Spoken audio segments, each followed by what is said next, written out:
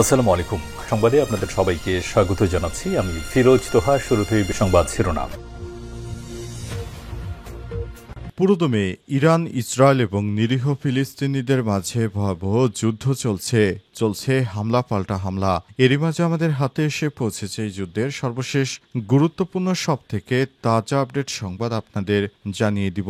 প্রথমেই জানাবো গাজায় ইসরায়েলি সেনাদের উপর সশস্ত্র বাহিনীর মর্টার হামলা। আলহামদুলিল্লাহ, ইহুদিবাদী ইসরায়েলিদের উপর ব্যাপক হারে হামলা চালাতে শুরু করেছে স্বাধীনতাকামী সশস্ত্র সংগঠন হামাসের সশস্ত্র শাখা আল কাসাম ব্রিগেড। এক বিবৃতিতে তথ্য নিশ্চিত করা হয়েছে।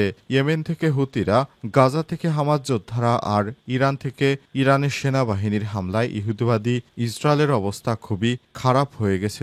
নতুন করে হামলায় বন্ধ হয়ে যাচ্ছে ইহুদিবাদী ইসরায়েলের সমস্ত গুরুত্বপূর্ণ স্থাপনা। এরপর জানাবো ইরানের পরমাণু সমৃদ্ধকরণ নিয়ে যে সিদ্ধান্তের কথা জানালেন পুতিন। মার্কিন প্রেসিডেন্ট ডোনাল্ড ট্রাম্প ও ইরানের কর্মকর্তাদের রুশ প্রেসিডেন্ট ভ্লাদিমির পুতিন বলেছেন তেহরানের পারমাণবিক কর্মসূচিতে তিনি এমন পদক্ষেপকে সমর্থন করবেন যেখানে কোনো ইউরেনিয়াম সমৃদ্ধ করা হবে না। সূত্রের বরাত দিয়ে এক প্রতিবেদনে তথ্য জানিয়েছে অ্যাক্সিস। তবে ইরানের পক্ষ থেকে বিষয়টি অস্বীকার করা হয়েছে। তারা বলছে পুতিন এমন কথা বলতেই পারে না। এদিকে ইসরায়েলি কর্মকর্তাদের সঙ্গে গোপনে সিরিয়ার নতুন প্রেসিডেন্টের বৈঠক। আজারবাইজানে ইসরায়েলি কর্মকর্তাদের সঙ্গে গোপনে বৈঠক করেছে সিরিয়ার অন্তর্বর্তীকালীন সরকারের প্রেসিডেন্ট আহমেদ আল সারা। দামেস্কে বৈঠকের বিষয়টি অস্বীকার করলেও সিরিয়ার প্রেসিডেন্টের ঘনিষ্ঠ সূত্র বিষয়টি নিশ্চিত করে এক বিবৃতি দিয়েছে। এদিকে সোহাগের নির্মম হত্যাকাণ্ডকে ভারতের সংখ্যালঘু নির্যাতন বলে প্রচার করল ভারতীয় মিডিয়া। গত ৯ জুলাই বুধবার সন্ধ্যায় রাজধানীর প্রাণকেন্দ্র মিটফোর্ড হাসপাতালের কাছে ব্যস্ত সড়কে শত শত মানুষের সামনে একজন নিরস্ত্র মানুষকে পাশবিকভাবে থেতলে হত্যা করে বিএনপির সন্ত্রাসীরা। ভাইরাল হওয়া সিসিটিভি ফুটেজে লাশের উপর উল্লাস করতে দেখা যায় বিএনপি নেতাকর্মীদের। তবে বিষয়টি বাংলাদেশের সংখ্যালঘু নির্যাতন করে তাকে হত্যা বলে ভারতের বিভিন্ন গণমাধ্যম সেটি প্রচার করেছে। এবং সর্বশেষ জানাবো পঞ্চগড়ে চাঁদা দাবির অভিযোগে পুলিশ সদস্য সহ আটক ২। পঞ্চগড়ে অভিযানের নামে চাঁদা দাবির অভিযোগে এক পুলিশ সদস্য সহ ২ জনকে আটক করা হয়েছে। আটকের পর তাদের বিরুদ্ধে বিভাগীয় ব্যবস্থা গ্রহণ করেছে পুলিশ। প্রিয় দর্শক, এতক্ষণ শুনছিলেন সংবাদ শিরোনাম, এবারে বিস্তারিত। তবে তার আগে বন্ধুরা অনুরোধ থাকবে এই সংবাদটিতে একটি লাইক দিন। এই চ্যানেলে আপনি নতুন হয়ে থাকলে আমাদের সংবাদটি দেখতে দেখতে চ্যানেলটি সাবস্ক্রাইব করে রাখুন। কমেন্ট করে বন্ধুরা আপনার মূল্যবান মতামত জানিয়ে দিন আপনি বিশ্বের কোন দেশ থেকে বা বাংলাদেশের কোন স্থান থেকে আমাদের সংবাদটি দেখছেন এবং শুনছেন। আর বন্ধুরা, গাজা যুদ্ধে আপনি নিরীহ ফিলিস্তিনিদের ভালোবেসে থাকেন কমেন্টে ইয়েস লিখে বিশ্ববাসীকে জানিয়ে দিন। সংবাদটি আপনার সোশ্যাল মিডিয়া ফেসবুকে শেয়ার করে বন্ধুদের দেখার সুযোগ করে দিন। এবারে বিস্তারিত। গাজায় ইসরায়েলি সেনাদের উপর সশস্ত্র বাহিনীর মর্টার হামলা। গাজায় ইসরায়েলি সেনাদের লক্ষ্য করে মর্টার হামলা চালিয়েছে ফিলিস্তিন স্বাধীনতাকামী সশস্ত্র সংগঠন হামাসের সশস্ত্র শাখা আল কাসাম ব্রিগেড। এক বিবৃতিতে তথ্য নিশ্চিত করেছে সংগঠনটি। আজ কাতার ভিত্তিক সংবাদ মাধ্যম আল জাজিরার খবরে তথ্য জানানো হয়েছে। হামাসের সশস্ত্র শাখাটি জানিয়েছে তাদের যোদ্ধারা দক্ষিণ গাজায় আক্রমণকারী ইসরায়েলি সেনাদের উপর আক্রমণ চালিয়েছে। এর মধ্যে উল্লেখযোগ্য ছিল অবরুদ্ধ খান ইউনুসের কিজান আল নাজার এলাকায় অবস্থিত একটি শত্রু কমান্ডো এবং নিয়ন্ত্রণ কেন্দ্র। তবে হামলায় ক্ষয়ক্ষতি এবং হতাহতের বিষয়ে বিস্তারিত কিছু জানায়নি সংগঠনটি। এদিকে গাজার হাসপাতাল সূত্র থেকে আল জাজিরাকে জানিয়েছে আজ ভোর থেকে উপত্যকায় ইসরায়েলি হামলায় কমপক্ষে নতুন করে ৮৫ জন গাজাবাসী নিহত হয়েছে। এর মধ্যে পানি বিতরণ কেন্দ্রে হামলায় নিহত হয় ১০ জন। সর্বশেষ নিহতের এই সংখ্যার মধ্য দিয়ে ইসরায়েলি হামলায় উপত্যকাটি মোট নিহতের সংখ্যা ৫৮,০০০ ছাড়িয়েছে। গাজার স্বাস্থ্য মন্ত্রণালয়ের তথ্য অনুযায়ী ইসরায়েলের হামলায় কমপক্ষে ৫৮,০২৬ জন নিহত হয়েছে এবং আহত হয়েছে আরও ১,৩৮,৫২০ জন নিরীহ ফিলিস্তিনি। ইহুদিবাদী ইসরায়েলিদের হামলা অব্যাহত রয়েছে।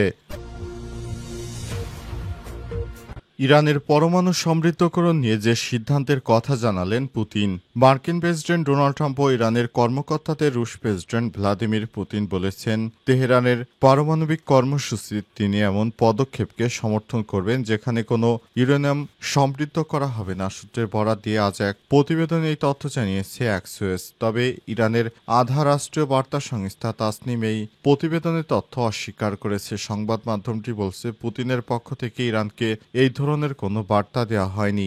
জানা গেছে, ইরান তাদের সাধ্যমতো প্রয়োজনীয় ইউরেনিয়াম সমৃদ্ধ করছে। তবে ইহুদিবাদী ইসরায়েলেরা পুতিনকে ইরানের সঙ্গে একটি নতুন করে দ্বন্দ্ব বাঁধিয়ে দিতে চায়। তারা চায় ইরান যেন ভবিষ্যতে কোনো ইউরেনিয়াম সমৃদ্ধ করতে না পারে, আর সেজন্য পুতিনের মিথ্যা বিবৃতি তারা ব্যবহার করছে। তবে ইরানের পক্ষ থেকে দাবি করা হয়েছে, পুতিন তাদের দেশের বিরুদ্ধে এই ধরনের কোনো বিবৃতি দেবে না। তারা এমনটা আশা করে।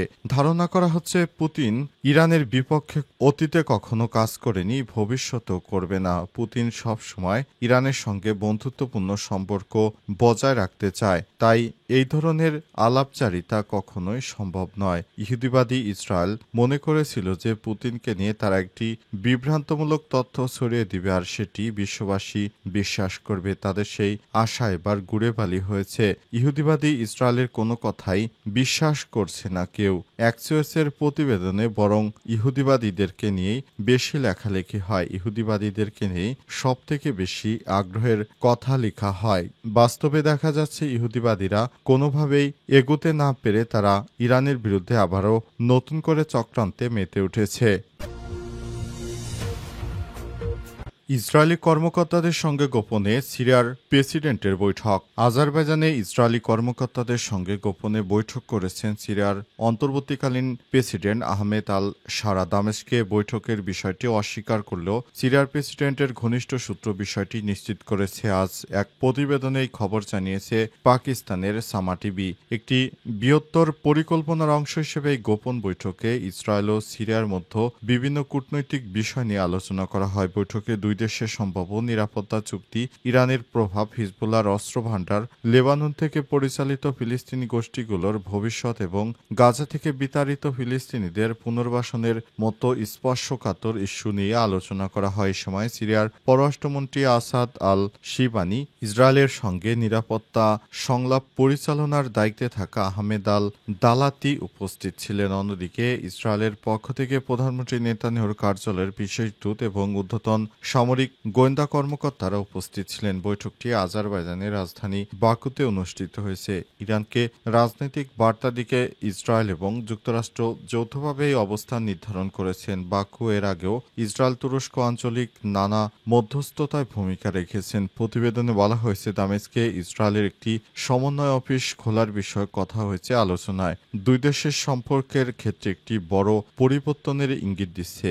সম্প্রতি আল সারা আজারবাইজানের প্রেসিডেন্ট ইলহাম অলিয়েভের সঙ্গে দেখা করেছেন এবং ধারণা করা হচ্ছে এই সফরের ফাঁকে ইসরায়েলি কর্মকর্তাদের মধ্যে আলাদা বৈঠক হয়েছে। তবে সিরিয়ার সরকারি সূত্র দাবি করছে, এই আলোচনায় আল সারা সরাসরি উপস্থিত ছিলেন না।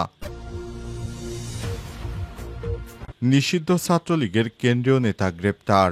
নিষিদ্ধ ঘোষিত সংগঠন বাংলাদেশ ছাত্রলীগের সাবেক সহসভাপতি ও ঢাকা বিশ্ববিদ্যালয়ের সাবেক সূর্য সেন হল শাখার সাধারণ সম্পাদক মোহাম্মদ আরেফিন সিদ্দিক সুজন ৩৪কে গ্রেপ্তার করেছে পুলিশ। আজ মাদারীপুর সদর থানার মহিষেরচর এলাকা থেকে তাকে গোপন সংবাদের ভিত্তিতে গ্রেপ্তার করা হয়। গ্রেপ্তারকৃত সুজন মাদারীপুর জেলা সদর উপজেলার মহিষেরচর গ্রামের বাসিন্দা। মাদারীপুর সদর থানার officer in-charge OC Mohammad Adil Hossain বিষয়টি নিশ্চিত করে জানান, গ্রেপ্তার সুজনের বিরুদ্ধে একাধিক মামলা রয়েছে।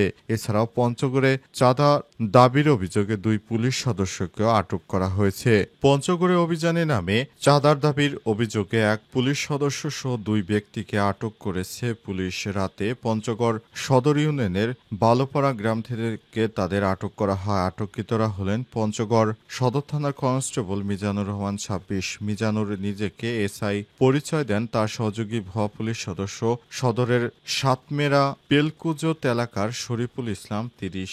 শরীফুল ইসলাম নিজেকে ডিবি পুলিশের কনস্টেবল পরিচয় দেয়। এ বিষয়ে পঞ্চগড় সদর ইউনিয়নের ৯ নং ওয়ার্ডের ইউপি সদস্য আব্দুল সালাম জানান, গতরাত ১০টার পর আটককৃতরা বলেয়াপাড় এলাকায় আসেন এবং সে সময় নিজেদের বাড়ির পাশে ৩ কিশোর বসে মুঠোফোন চালাচ্ছিলেন। এ সময় সেখানে নিজেদের পুলিশ সদস্য পরিচয় দিয়ে জুয়া খেলার অভিযোগ তুলে ১ লক্ষ টাকা চাঁদা দাবি করে এক কিশোরকে হাতকড়া পরায়। এক পর্যায়ে তার চিৎকারে পরিবারের সদস্যরা স্থানীয়রা এগিয়ে এসে পুলিশ সদস্য সহ ২ জনকে আটক করে রেখে পঞ্চগড় আর্মি ক্যাম্প ও সদর থানা পুলিশকে খবর দেয়। পরে পুলিশ ও সেনাবাহিনী ঘটনাস্থলে গিয়ে তাদের আটক করে থানায় নিয়ে যায়। পঞ্চগড় পুলিশ সুপার মিজানুর রহমান মুন্সি জানিয়েছেন, অভিযুক্ত ওই পুলিশ সদস্যকে প্রত্যাহার করে পঞ্চগড় পুলিশ লাইন্সে নেওয়া হয়েছে। তার বিরুদ্ধে বিভাগীয় ব্যবস্থা গ্রহণ করা হচ্ছে। একই সঙ্গে আটক ব্যক্তির বিরুদ্ধে আইনি ব্যবস্থা গ্রহণ করা হচ্ছে।